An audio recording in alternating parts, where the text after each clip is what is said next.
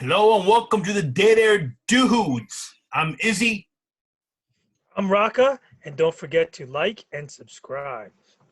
Rock is right. Welcome all Dead Air Dudes Nation to another episode of the Dead Air Dudes podcast / YouTube video / YouTube channel / YouTube experience. Slash it up.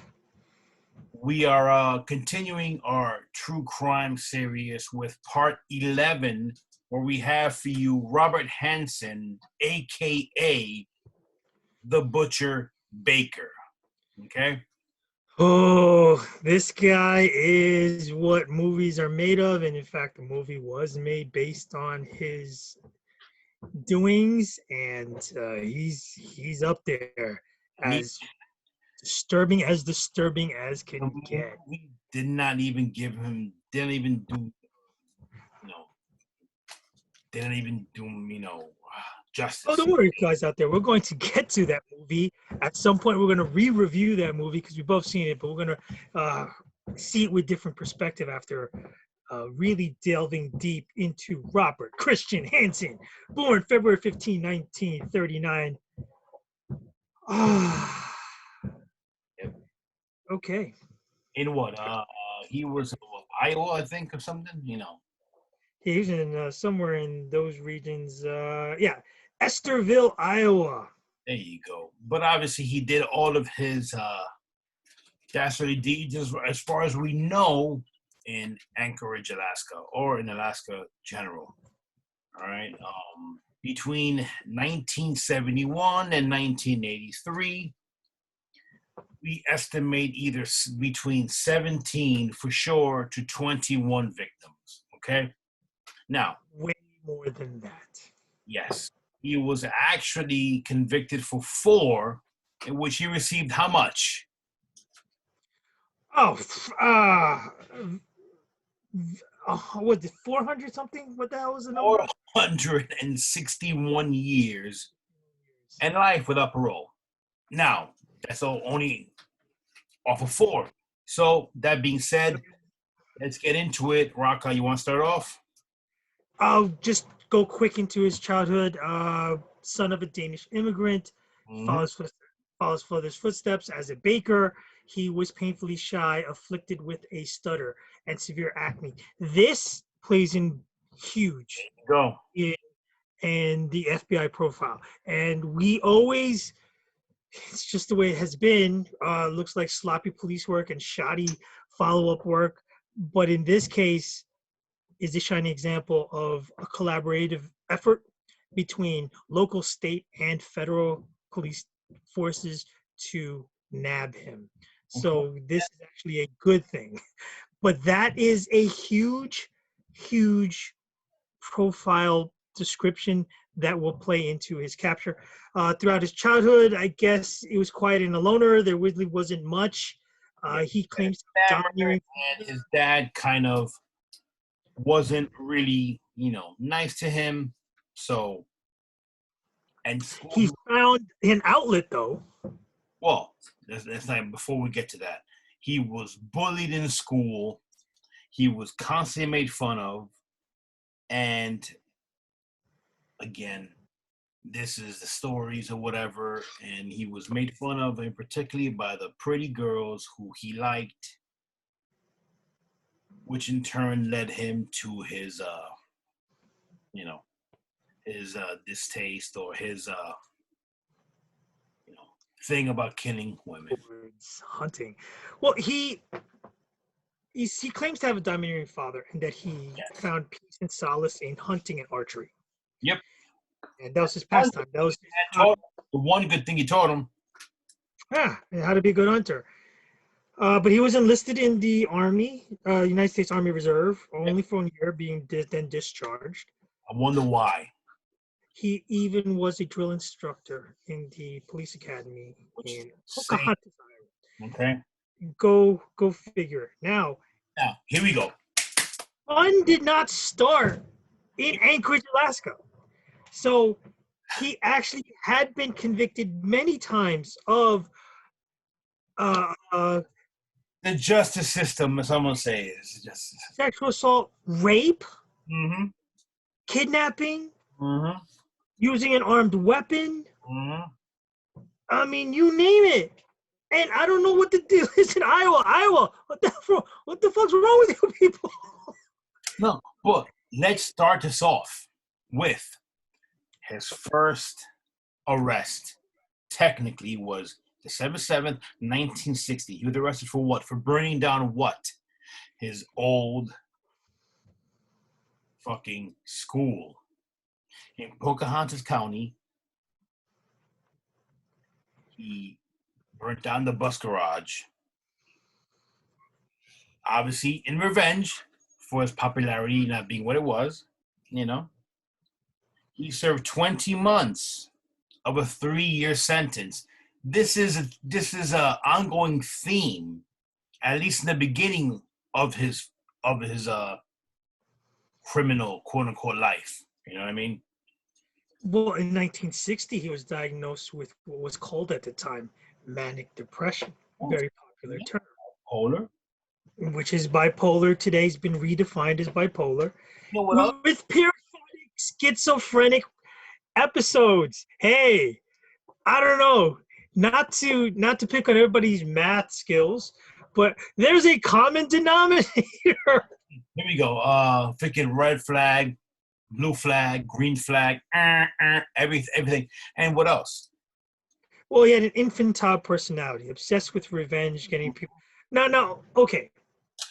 If anybody's been picked on, bullied, or marginalized by society, I understand. I don't condone, but clearly hear me out. I understand the urge to show everybody up and revenge, but he actually falls through with it, you know, disregarding punishment, morality, blah blah blah. He can't get past it. He There's can no way to do it, get man. past Get it. it. Everyone gets made fun of and abused.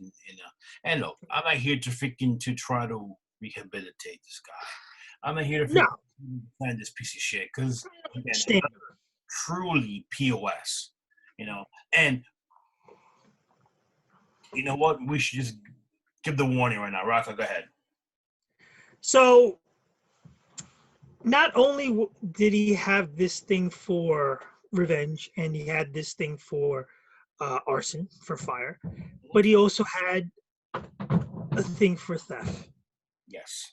And he was arrested soon thereafter and jailed several times for petty theft. Yeah. In 71, he was arrested twice. No, he was arrested actually more than twice. He was arrested.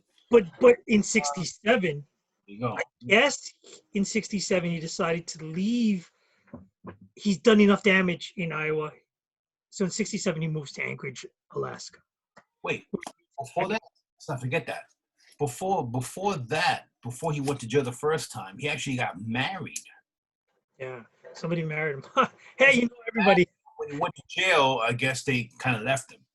So then the dude, after all this guy who had acne and a stammer and a stutter and was such appeal and was such, non-appealing guy, he actually got another lady to marry him.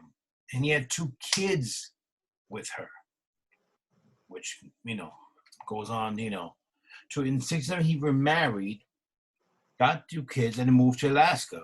He became a good old family man. But how is that possible when in 1971, as you alluded to in December, Hansen was arrested twice Mm-hmm. for abduction and the attempted rape of a housewife, Yep. and again for raping a prostitute. Yep. He pleaded no contest to assault with a deadly weapon in the offense involving the housewife. Yeah. Sentenced to 5 years. Yes. 6 months. All right, here we go. Served 6 fucking months, and then work release. It's a work release and put in a halfway home. Meanwhile, he's still married. Okay. Now, all right. So I really, really want to see this wife, this trophy wife, and What? It's the fact that the justice system, I mean, what the hell? I mean, I get it. It's in the 70s, and we keep going back. So we keep researching this, and we keep going back, and like, okay, it's not like it is now. But gosh, dang Cross, it. cross Anchorage, Alaska, all places I want to live. First it was Cali, F Cali, no offense. Well, the whole West Coast seems to be treasure trove of. At that era, F New York too. I mean, shit. So, I Oh mean, no, New York is probably Sin City #1. Here's the thing. Not to glaze over what you just said. You get 6 months for rape. yeah.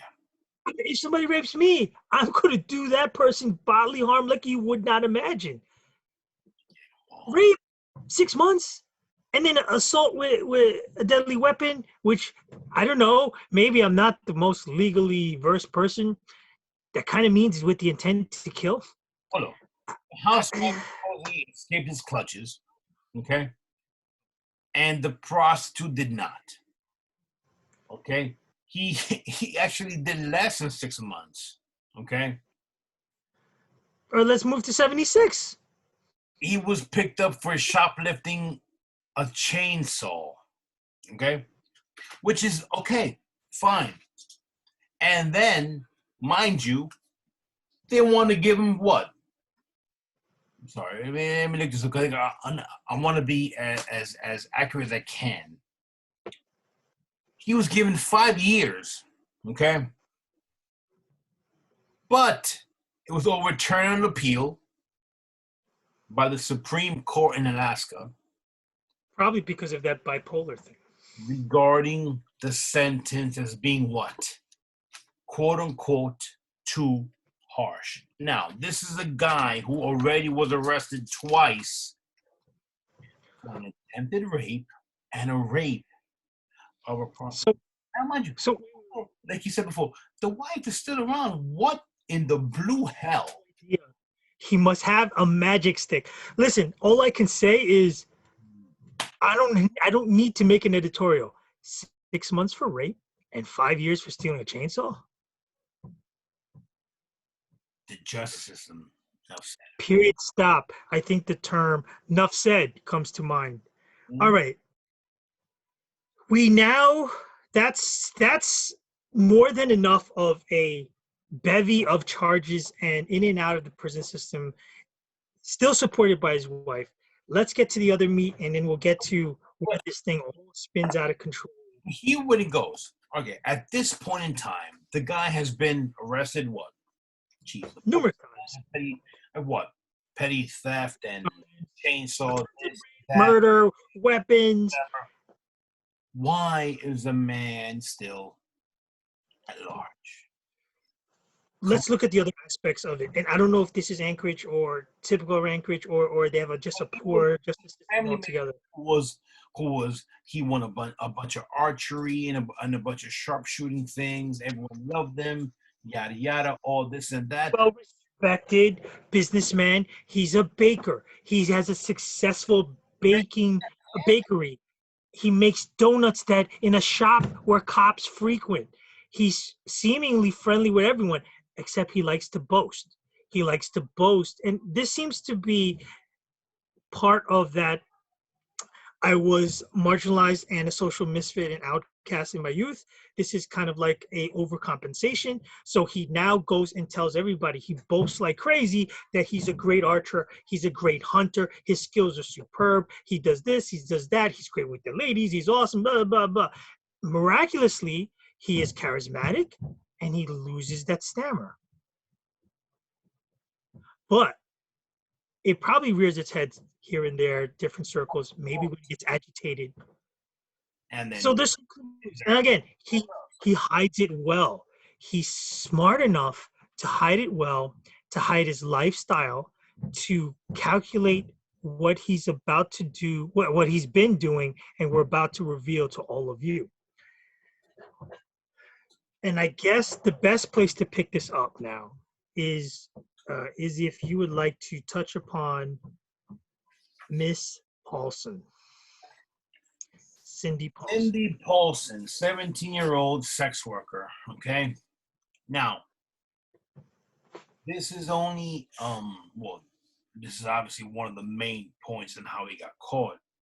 But it's also at this point, the dude was so brazen, and so he had it down to such a science that he would get the prostitutes, call them up, and then he would have them come to his cabin. Where then, at that point,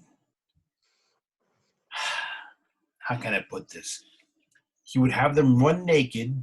Well, first he would, torture and rape them. And if they survive that, then he would have them run naked and he would hunt them down. First to torture them before he goes for the kill. Exactly. Shoot for a non-vital organ part, make them hurt, and chase him until he finally gets them killed. Okay. So, a couple of things here that have to be brought to light to understand the whole picture. Anchorage, Alaska, and I'm sorry I should have said this before. Anchorage, Alaska is a place for loners. A lot of people go there to disappear and escape, start new, and I guess maybe the city understands that, and maybe that's why otherwise they lock everybody up. You know, the winters, the days are short, but the nights are very long. And when it's dark out, you're talking about 18 plus hours, maybe more. A lot of stuff happens. But at the same time, I give them credit the fact that nothing happens over there, or the fact for them catching this motherfucker. Well, and then the other thing is, this layers upon what you said. He would frequent strip clubs and gentlemen clubs, and he arranged for the and then when they would show up, he would kidnap them. He's a stalker and he's a very good hunter, not just in the field. So he scopes out the girls, gets to know them quite often, to figure out who has nobody, absolutely nobody who would miss them. Let's not forget, the dude also, he's a pilot. Yes, and so that's the other part. He's a pilot with a plane, access to a plane. His cabin, which is separate from his house, is in a place only accessible either by boat or by plane. So sorry to get off the beaten track. So back to 17-year-old sex worker Cindy Paulson. Sorry, I just want to set the whole. Oh no, yeah, you need to know all this stuff. And so whole thing about he paid her $200 to perform oral sex. Yeah, supposedly he calls her up, gets her for $200 and wants her to perform oral sex for $200. He goes to the car, and when she gets inside his car, she sees he brandishes a gun. Not only that, he has later in confessions, he almost boasts that he has this method. A handcuff is already chained to either the wheel or to a post or something. Right. He brags in his confessions that he had it down to a reflex where he would simultaneously bring out the gun and handcuff the free hand, all in one move. Awesome. Very, very proud of that. He's not an overbearing, big, impressive guy. A slim, frail guy in high school. Enough. You know, he's a non-assuming guy, which I guess kind of, you know, you see this guy with glasses, kind of not attractive, with acne, with a stutter, kind of loner, kind of type of guy, and you're like, all right, it's a weird dude, but he's not gonna freaking, you know. But now you know, hey man, it's the 70s. What are you gonna do? Free love and everything. Early 70s, it was the absolute worst time for this stuff to happen, or you know. So yeah. So he paid her to have oral sex, but upon taking her to his home, yes, family man with wife and kids, he took her to his home, to the basement, But chained her to the post, and proceeded to repeatedly rape her, and torture. torture her, and do all kinds of despicable things to her until morning time. Wait for the sleep. But before this, some may ask, some may question, oh, where's the family? Okay, check this out. Oh yeah. Mind you, I mean, this is 1983. So this happened in June 13th, 1983. But in the beginning of 83, he said, you know what? Let me change my modus operandi. Let me change my MO. It's becoming too expensive and too time consuming to take them, to the cabin. So you know what? Let me just bring them home. It's cheaper. So somehow he convinced his wife and kids to take a European vacation that year. Cheaper.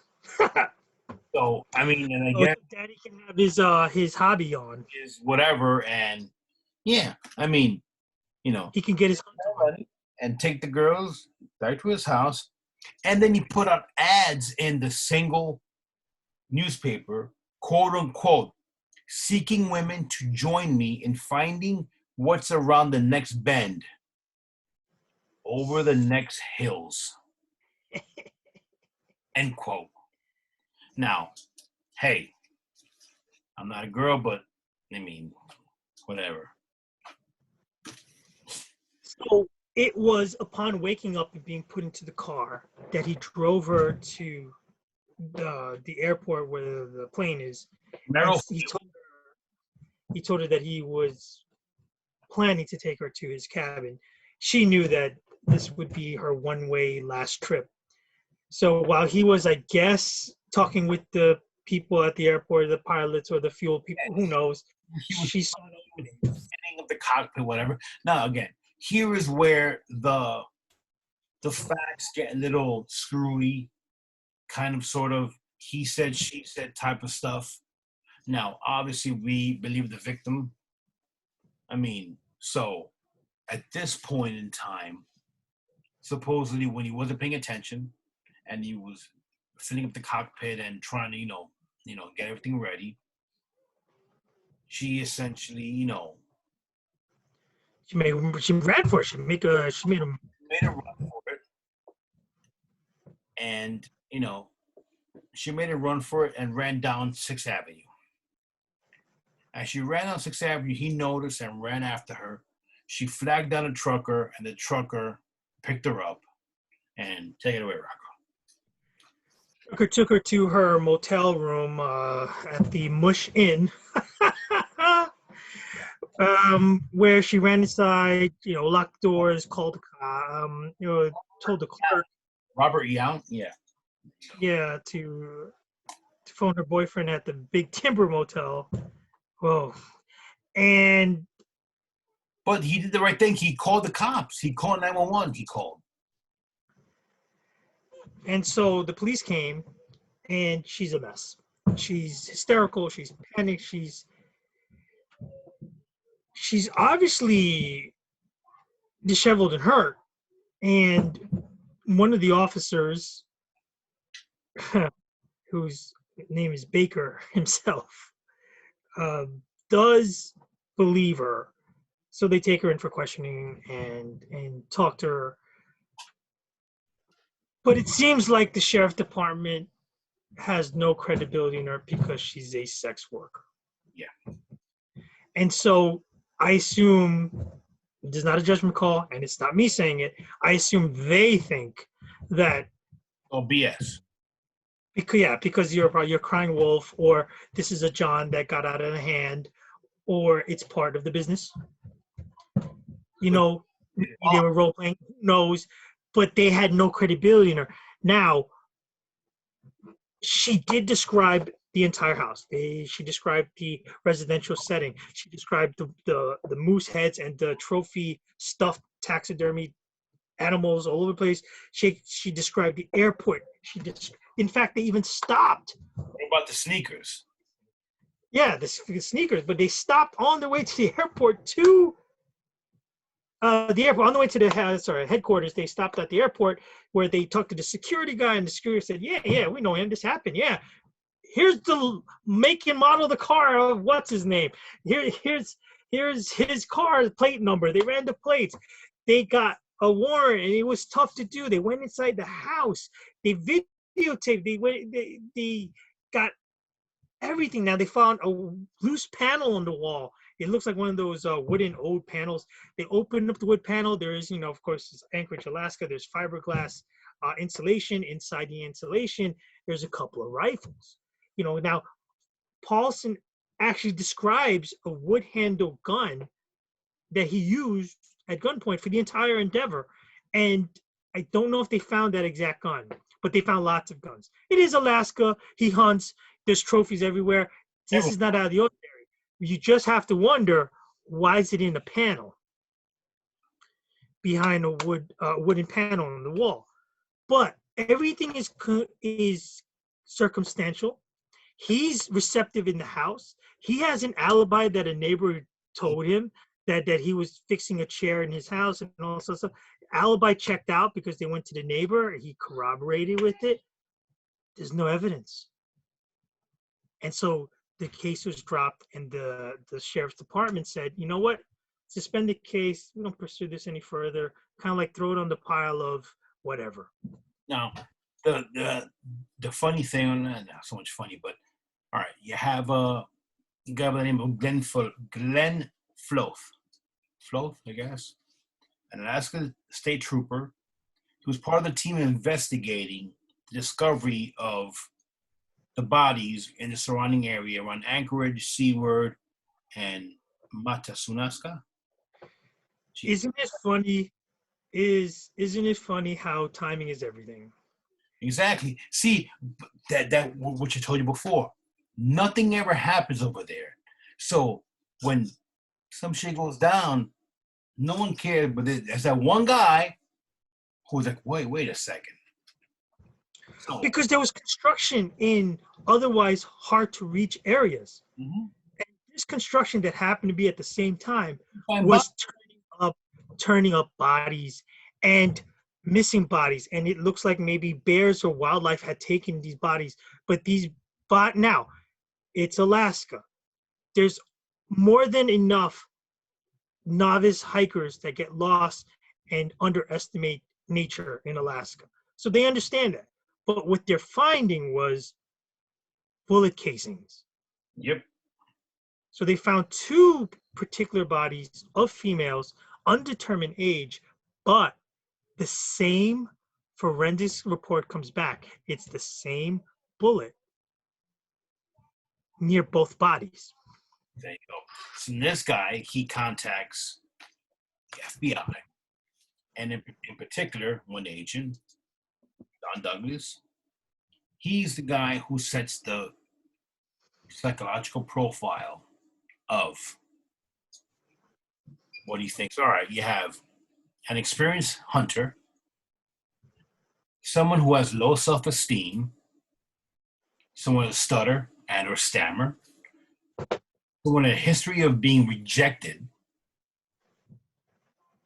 someone who's compelled to keep souvenirs because because people, they've been finding that, the jewelry of certain of the victims were gone, and someone, lastly, who owned the plane. Now, in the beginning, they were like, oh, you know what? Like they release Hanson. They're like, you know what? This fucking dude fits the fucking profile almost to a T. Well, here's the interesting part, is that the police, the local police, was told to squash it because it suspended the case. They didn't want to waste their resources to do it. Detective Baker feels in his heart there's something wrong here. He takes the information to the local state troopers who are looking into these supposed bodies with the same casing in the wilderness. They can't get a grasp on what's happening. they have no experience with a serial killer. They bring it to John Douglas, who is one of the founding formulators of a criminal profile Yep. in the FBI. I think he was retired at the time. So what he did, and this is where it's important to show the authentic, to make it really, really authentic, that to make this profile, they requested only the facts of the case. Yep. And then the FBI would generate their profile, not knowing him, not knowing the baker, not knowing Robert Hansen, not knowing any suspects. They wanted to formulate a clean and sterile profile just by the facts of the case. And as you rattled off, those criteria matched. Bing, bing, bing, bing, bing, bing. Check them all, baby. And you couldn't get more right on, which is why this profiling thing does work. Where he is now a super, super person of interest, but he's good. He's real good. He doesn't leave any evidence. He's got the backing of the community. He's an upstanding businessman. He's got his papers together. He's got a tight alibi. But how do you get him?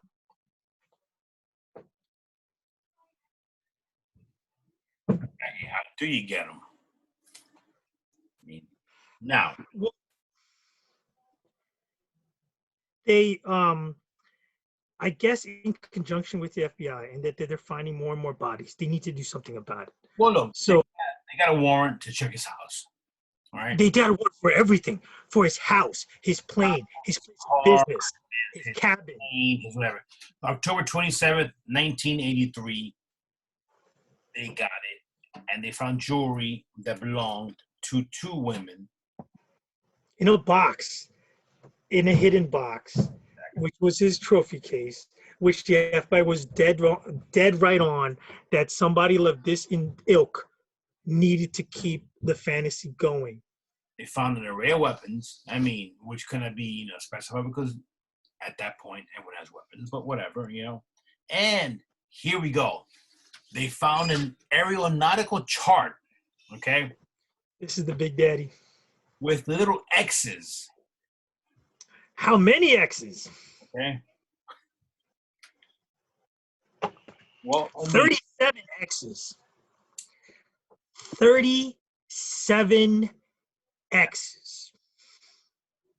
In the exact same locations. Well, where did they find this chart, Rocco? They found it in his secret case behind his headboard. Exactly. They found it behind the headboard. So, all right. So, obviously, if you find something behind someone's headboard, you figure it's probably important or of some value or something. So, they were like, all right, cool.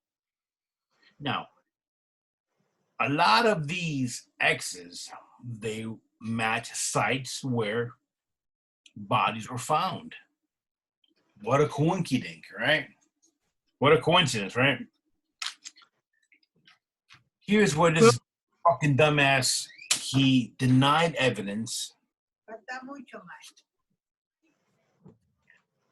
He denied everything that was going on. And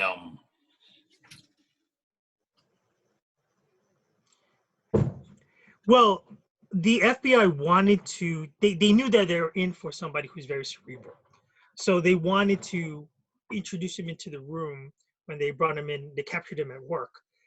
They wanted him introduced to the room that was very, very overwhelming. So they had set up the interrogation room with everything. The pictures of the girls, maps, pins to pin where the bodies were found, the profile report, all the stuff to kind of overwhelm him with the kind of irrefutable conclusion they got the goods on him. definitely. And when they interrogated him is when they were also simultaneously going through executing the warrants. What really does him in is they're getting the phone call from the police on site executing the warrants, they found the jewelry, they found the guns, they found the map, they found this. They're outside the house. A lot of commotions going on. Neighbor comes out. Neighbor wife says, "What's going on? I know him. What's the deal?" And when the police finally break protocol and they start, I guess, saying what was up, and there's an investigation, she says, "Oh, I remember that alibi. My husband gave that alibi, but he thought he was covering his friend." So the neighbor's wife, who gave the airtight alibi, said, "No, no, no, no, no. We're not going down for this shit. No." And that's when they report back to the police precinct. The police are getting the information. This is previous to cell phones. They're getting the information as it comes in, and then they start cornering him, saying, "Your alibi's no good now. Where were you that night? We have the witness. He describes you, your face, your house. She was in your house. Now you have no alibi. This happened. You abducted her. We have the goods. We have the map. What you say now, buddy?" And then deny. Keeps denying and denying and denying. but eventually, that he knows that they got the goods on him, he cops a deal. Of course, he calls a plea deal. And the fact, see, this is, I understand. I get it. You want to get the guy, you get the guy. But, jeez. All right. And at the end, as we mentioned before, 461 years is hey, man, whatever. So for what it's worth, again, we're not putting this guy, we're not any kind of smudging. For freaking lifetime, all right? So we're not glorifying this bastard a bit, but he cops a deal, gets charged with just the 4 murders, nothing else. 4. But yeah, just the 4. And he wants. And what did he give him? He wants to not be incarcerated in Alaska. He doesn't want any bad press and publicity to his wife and kids. Yep. And then he will in turn take them on site, them, the cops, the FBI, everybody, take them on site to the 37 marked sites on the map. And then we'll point out where the bodies are and everything like that. Yeah. But not get convicted for those. So he gives them. You make a deal with the devil so that you can find out more information to settle the mounting missing persons in Anchorage, Alaska, all of which in this case happen to be women. So we don't know how long he's been hunting. He could have done this. He most likely has started in Iowa. Yeah. For all we know, supposedly, from 71 to 84. But we don't know what happened before, previous to 71. And we don't know if it's just the 37 marks on that map. That could have been a new map. When did he start that map? Technically, we only have 17 grave sites. So grave sites, and then there's 3 more that he refuses to take credit for, which is, and I'm only mentioning the names for the purpose of the story. Megan Emmerich marries Phil, and a third woman who's unnamed, Jane Doe, unfortunately. All right. He denied getting those 3, which they keep giving it to him as far as, they know he did it, but no. So, and of course, as we've said before, many a time, another motherfucker who wins again. He got his way. He got his way. He died in jail August 21st, 2014, of an undisclosed illness. Ironically enough, transported back to Anchorage, Alaska, for the hospital facility there. The entire time he was, most of his incarceration was spent in Lewisburg, Pennsylvania. What a piece of shit. He preys on prostitutes and I guess those who won't be missed. Where did we hear that before in society? Mm-hmm. The vulnerable, gets them to commit 2 sex acts. Meanwhile, he kidnaps them, chains them, tortures them, beats them, rapes them, and then brings them out to wilderness in Alaska, not warm. Exactly. But this motherfucker, one thing is to torture them and look. And then he hunts them to their death. So you cannot die a slow death. Crazy hunter with the chip on his shoulder for being laughed at as a child. Piece of shit. Get out on you. Unreal. Unreal. And then with the callous calculated brain that he has, I don't even call it a brain, he has his alibis. He has his gun stash. He has places. He coordinates his family to be off site. He has everything planned and ready. He's got the handcuff, the gun, the site, the hunting grounds where he buries them, the time of year. Wow. And he's a prolific, productive member of the Business Society of Anchorage, Alaska, serving bakery goods to everybody. I'll tell you right now, this dude, hate to say it, was doing this shit way before. Oh, the guy. Unfortunately, we won't know the real count. It was easier. Because this piece of shit, I mean, did not do this. I mean, I'm sorry. I want to get specific. From Estherville, Iowa to freaking Anchorage, Alaska. Come on, bro. Come on. There's a reason why you go to Alaska. You don't just go there on a whim. Okay? You could escape and get lost. Either you're from there or you go there for a reason. That's it. It's no. I mean, come on. And like you said, to cop a deal in exchange for information for the lost, poorly hunted souls.